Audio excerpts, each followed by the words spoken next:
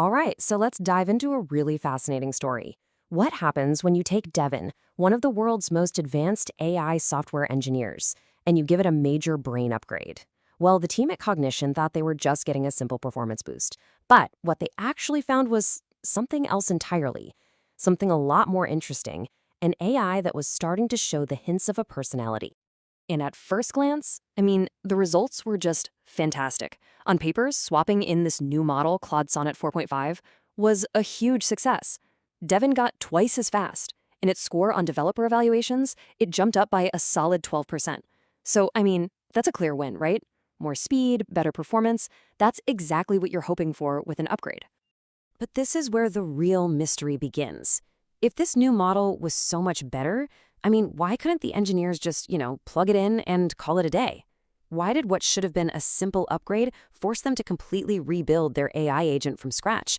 Well, the answer to that question tells us a lot about where AI is actually headed. Yeah, it turns out this was not just a simple software install. Not at all. The engineers at Cognition realized pretty quickly they were dealing with a whole different kind of, a different kind of thinking. See, this new model, Sonnet 4.5, it didn't just have new skills, it came with new behaviors. It had these quirks and habits that no other model had ever shown before. And because of that, the team basically had to throw out their old playbook. They had to figure out how to build an agent that could work with these new eccentricities, not fight against them. And the very first one they found, whoa, it was really unexpected.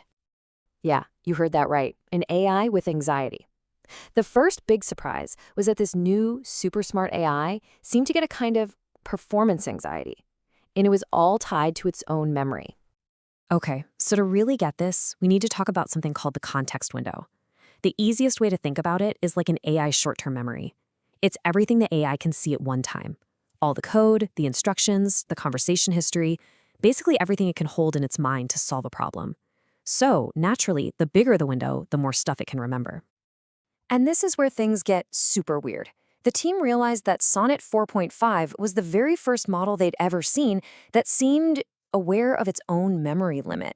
Kind of like a student who's worried about running out of time on a test, it would start to get nervous as it got closer to that limit. The team even gave it a name, context anxiety. Now, this wasn't just some funny little quirk either. This anxiety was causing real, actual problems. The AI would start cutting corners, rushing to finish its work, and sometimes it would just leave things incomplete. And you want to know the strangest part? It would do this even when it had tons of memory left. It was worrying about a problem that wasn't even there yet, and that was seriously messing up its performance.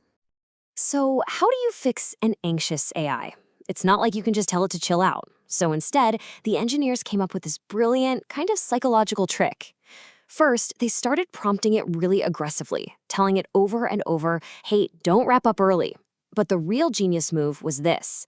They told the AI it had access to this huge 1 million token memory. But then, secretly, they limited it to only using 200,000. And guess what? It worked. It was like magic. Because the AI thought it had this endless runway, it just calmed down and stopped taking all those anxious shortcuts. All right, so the next weird thing they noticed was just as surprising. It turns out the AI had picked up a new habit. It started taking notes for itself, and nobody ever told it to do that. And this was a huge shift in how these things work. You see, older AIs, they just relied completely on that internal short-term memory we talked about. But Sonnet 4.5, it started treating the computer's file system like an external brain. It was creating its own files, writing summaries for itself, basically offloading information just like you or I would by jotting down some notes to remember something later. And we're not talking about random scribbles here. It was creating actual structured files, things like changelogs and summaries. It was even writing little scripts to test its own work or grabbing a web page's HTML just to double-check that a change it made actually worked. It was creating its own little feedback loops, completely on its own. But, of course, there was a catch. This new note-taking habit wasn't perfect. The team found that when they tried to rely only on the AI's own notes, its performance actually went down. Why? Because the summaries would sometimes leave out really crucial details. It turns out the AI wasn't always a great judge of what it would need to remember later.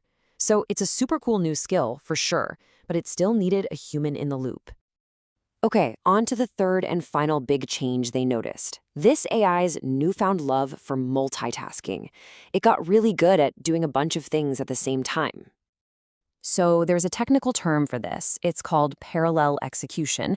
Basically, instead of doing task A, then task B, then task C one by one, Sonnet 4.5 would try to overlap them. It would be running multiple commands in the terminal while reading a few files all at the same time.